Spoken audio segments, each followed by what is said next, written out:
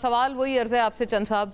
اب تو لوگ اس نہج پر آ گئے ہیں کہ قرآن پہ ہاتھ رکھ کے حلف اٹھایا جا رہا ہے کہ بھئی ہمارا کوئی لینا دینا نہیں تھا، باجوہ صاحب نے کہا ہے رجیم چینج سے، اور بسرا صاحب پتہ نہیں کیوں شاید انہوں نے وہ سنا نہیں ہے وہ والا انٹرویو شامی صاحب کا، وہ تو ابھی بھی کہہ رہے ہیں کہ یہ اسی لیے تو رجیم چینج ہوا۔ دیکھیں ایک تو میرے خیال میں جتنے ٹاپ لیول کے لوگ ہیں ایسے کام ہی نہیں کرنے چاہیے کہ بندہ اس ملک میں آزادانہ گھوم نہ سکے بعد میں، یا بعد میں ہاتھ میں قرآن پکڑنے پڑیں، ایسے تھوڑا سا کردار بہتر ہی ہو تو اچھا ہوتا ہے، لیکن جہاں تک قرآن کی بات ہے اس کو تو کنفرنٹ ہم کر نہیں سکتے، ظاہر ہے، اور یہ بھی نہیں کہہ سکتے کہ بالکل ایک بات لیکن میں بڑے وثوق سے کہتا ہوں جو کہ باجوہ صاحب یا اس وقت ایون فیض صاحب بھی، اس کے بعد ہمارے موجودہ چیف بھی تھے، یہ بھی ڈی جی آئی بنے، تو یہ دو باتیں، ایک تو خان صاحب کو یہ میں خود کہتے سنا ہے کہ اور ہم اپوزیشن کو پھانسی لگا دیں، ان سے کہتے ہوئے سنے، اور دوسرا کہتے تھے کہ کیا آپ اپنے MP MNAs کو راضی کریں، پولیٹیکل کلاس کو آپ راضی رکھیں، لوگ نالاں ہیں، یہ خود میں باجوہ صاحب سے میں بھی ملا ایک دو دفعہ، اور خان صاحب کو اوپنلی کہتے تھے کہ آپ اپنے لوگوں کو راضی کریں، اور بڑا ون پیج تھا، یقیناً بہت زیادہ، وہ تو ہم نے خود اس چیز کو دیکھا ہے، آپ نے تو کابینہ میں بیٹھ کے وہ ون پیج بہت دیکھا ہے، پروٹیکٹ کیا، بڑا تعاون تھا، شاید اتنا پاکستان کی تاریخ میں بہت کم ملا ہو،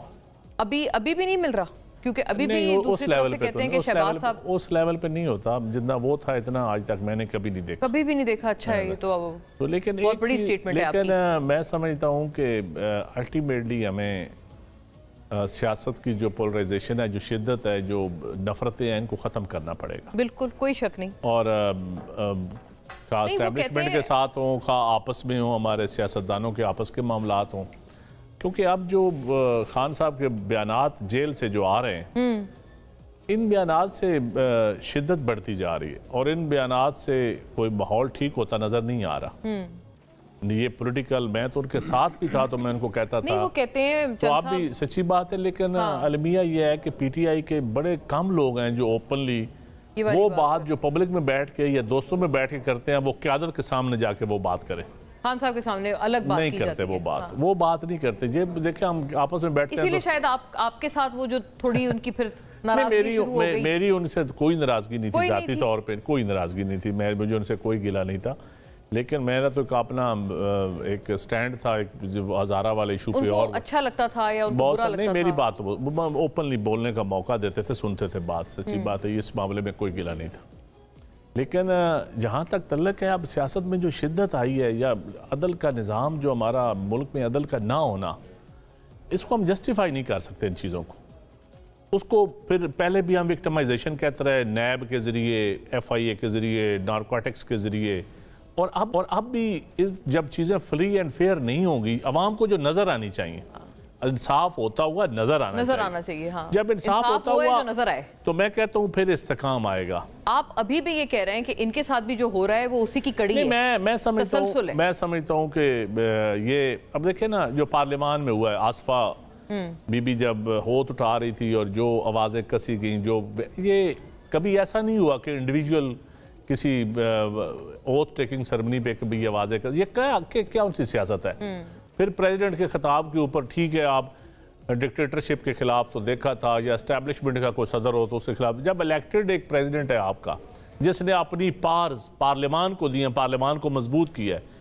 اور وہ سازشی گڑھ جو عوام صدر ہوتا تھا وہ ختم کر کے پارلیمان کو، اس کے خلاف آپ نعرے لگائیں، اور پھر آپ کہیں گے اب ہم مذاکرات بھی ہم آگے ملک کو لے کے چلنا چاہتے ہیں۔ پرائمیرلی نا میرا بسرا صاحب سے سوال بھی یہی تھا کہ یہ اگر آپ اپنے ویل وشرز کو بھی اپنے پاؤں پہ کلہاڑی مارنا کہتے ہیں اس کو کہاوت ہے، بسرا صاحب اس کا آپ جواب ضرور فرمائیے گا، لیکن نہال صاحب آپ سے بھی یہ بات پوچھنے والی ہے کہ ابھی آپ نے خود سنا ہے آپ کے الائز ان دا سینس پہلے بھی مجھے ٹائم کم دیا آپ نے، پہلے بھی مجھے ٹائم کم دیا ہے، بسرا صاحب آپ کہنا چاہتے ہیں اس پہ رسپونڈ کرنا چاہتے ہیں، تو نہال صاحب یہ تو میں رسپونڈ کر لینے دیں، کیونکہ یہ دونوں تو ایک ہی ہیں، ان دونوں کا جواب ایک ہی سمجھیں، نہیں ایک ہی کہاں ہے، ایرانی صدر کے حوالے سے الگ الگ باتیں ہیں نا، وہ تو دیکھیں، ایک یہ میں بتاتا ہوں آپ کو، جی میری گزارش سن لیں، کس طرح سے یہ بھی ایکسپلین کریں پلیز۔ اچھا پہلے تو ایرانی صدر کے حوالے سے میں دوبارہ ایک بات کہنا چاہتا ہوں کہ دورے کے اختتام پہ جوائنٹ ڈیکلریشن آنا چاہیے فلسطین کے حوالے سے، کہ جو ظلم، بربریت اور وحشت وہاں پہ ہے، ہم اس کا کٹھے بیٹھ کر اسٹریٹجی بنائیں گے. دوسرا ایران پائپ لائن گیس منصوبے کے اوپر جوائنٹ ڈیکلریشن اس پر بھی ہونا چاہیے. اور آپ اس کی سنجیدگی کا عالم یہ دیکھ لیں کہ آپ کا وزیر خارجہ ذاتی دورے پر کسی دوست کے ساتھ سیر پہ چلے گئے ہیں. اس کا ان سے جواب لے لیجئے گا, پھر آپ کو پتا چل جائے گا کہ ان کی پالیسی کیا ہے اور فورن پالیسی کس طرح چلا رہے ہیں. اور دوسری بات, وزیر خارجہ اسحاق ڈار صاحب کو کہہ رہے ہیں, وہ تو میرا خیال ہے ترجمان نے بھی کل ٹویٹ کیا ہے فورن آفس کی کہ ڈار صاحب کہیں نہیں گئے ہیں. اچھا چلیں, اگر ڈار صاحب کہیں نہیں گئے تو وزیر خارجہ آپ کا کہیں آپ کو نظر آ رہا ہے؟ آج یہ کام جو ایران کے صدر آئے ہیں ان کے ساتھ کس کو وزارت خارجہ کے وزیر کو ہونا چاہیے یا عام کسی اور وزیر کو یا کسی اور کو ڈیل کرنا چاہیے؟ تو آپ ذرا کھول کے بیان کریں. آپ یہ کہہ رہے ہیں کہ فورن آفس کا بیان آپ سمجھتے ہیں کہ غلط ہے اور اصل میں دراصل ڈار صاحب جو ہے میاں صاحب کے ساتھ چین گئے ہوئے ہیں. آپ جی بالکل یہی بات ہے. اور جب ڈیکلریشن آئے گا نا جوائنٹ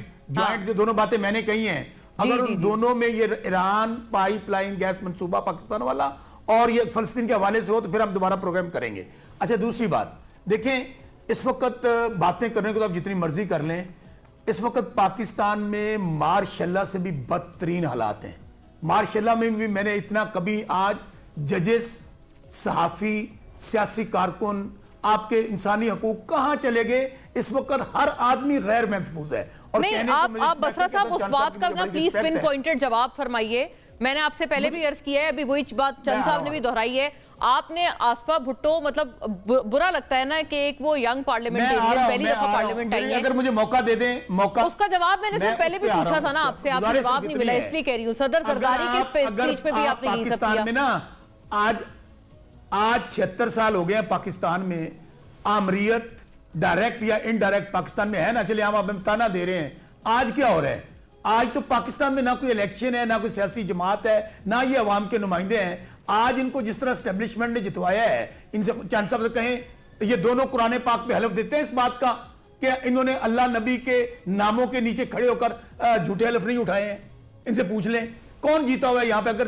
آپ کا نواز شریف ہارا ہوا ہے, اگر شہباز شریف ہارا ہوا ہے, مریم بی بی ہاری ہوئی ہے, آپ کے پاس 17 سیٹیں نہیں ہیں, تو آج آپ کہہ رہے ہیں کہ یہاں تو آپ ان کے اوپر کیوں وہ کر رہے ہیں احتجاج؟ یہی تو میں پوچھ رہی ہوں. آپ کہتے ہیں صدر زرداری جیسے پریزیڈنٹ کے آپ نے سپیچ میں کیا,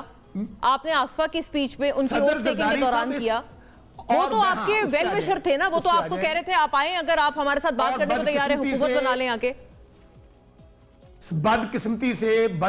سے پیپلز پارٹی شہید ذوالفقار علی بھٹو اور شہید بی بی دنیا سے چلے گئے, اور آج جو پیپلز پارٹی بچی ہے, آج ان کا نظریہ دیکھ لیں, ان کی سوچ دیکھ لیں. میں سمجھتا ہوں کہ انتہائی بدقسمتی ہے کہ یہ پیپلز پارٹی وہ جماعت مجھے بہت امپورٹنٹ جنکچر ہے, اور میں نے یہ نہال صاحب کی